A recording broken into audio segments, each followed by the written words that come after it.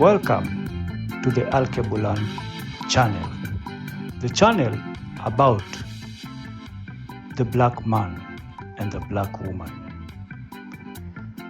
Today, we're going to focus on the great kings and queens who influenced the African continent. Afonso I was the first ruler to modernize Africa on a grand scale. He encouraged his people to learn Christianity, masonry, carpentry, and agriculture. He established modern schools and was the first African ruler to resist the slave trade. Afonso I. Askia the Great was a fair and religious man. He established a way to rule in the best interest of his people. A devoted Muslim, he ruled Songhai according to the Islamic law.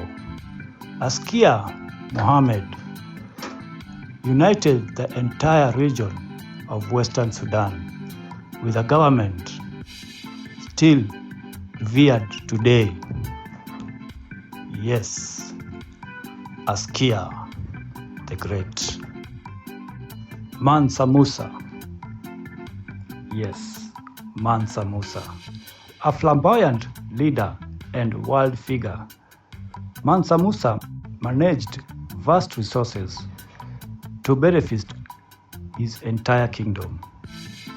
In 1324, he had a holy pilgrimage of 72,000 people from Timbuktu to Mecca, over 6,000 miles. So spectacular was this event that Mansa Musa won international prestige and was known to have the largest and wealthiest empire ever in Africa or the world. Yes, Mansa Musa the Great. Queen Nefertari is one of Egypt's greatest queens. She was a member of the 19th dynasty in the New Kingdom and the beloved main wife of the great pharaoh Ramses II, or Ramses the Great. She was the favorite queen of the king and his first wife. He married her before he sat on the throne of Egypt. She was not a king's daughter, but she was a woman of true nobility. The king married her while they were still young. Ramses had 200 children, but only 6 were from Nefertari. Queen Nefertari is the symbol of beauty in Egypt. Nefertari means the beautiful companion, believer of Mut. Plus, she has more titles like Sweet of Love, Bride of God, Lady of the Two Lands, King's Great Wife, and God's Wife.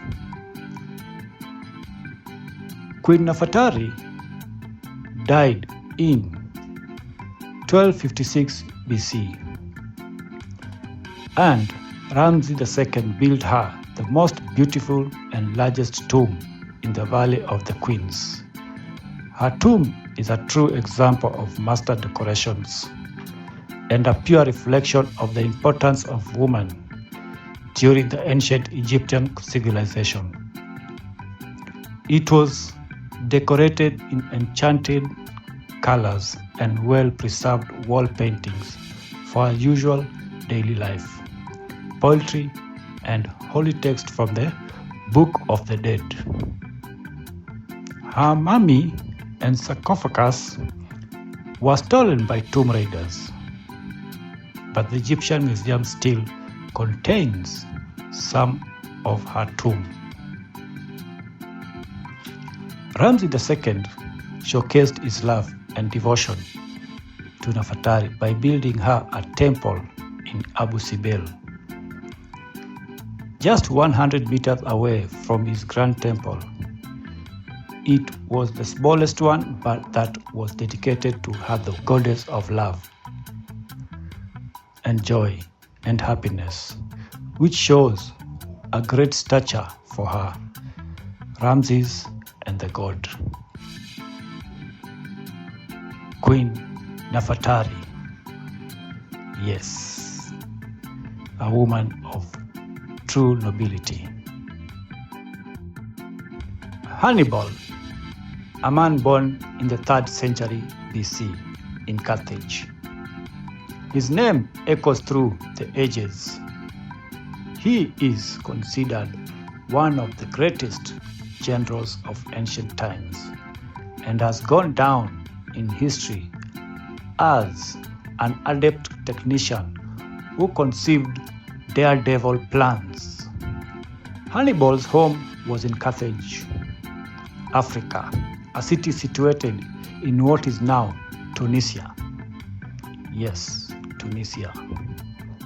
Hannibal of Carthage was one of Rome's greatest but most respected enemies. Hannibal was one of the greatest generals of all time and of Rome's most feared enemies. After taking command of an army at the age of 25 years, he launched an ambitious campaign to cross the Alps and attack Rome itself. By then, Scipio Africanus was the general.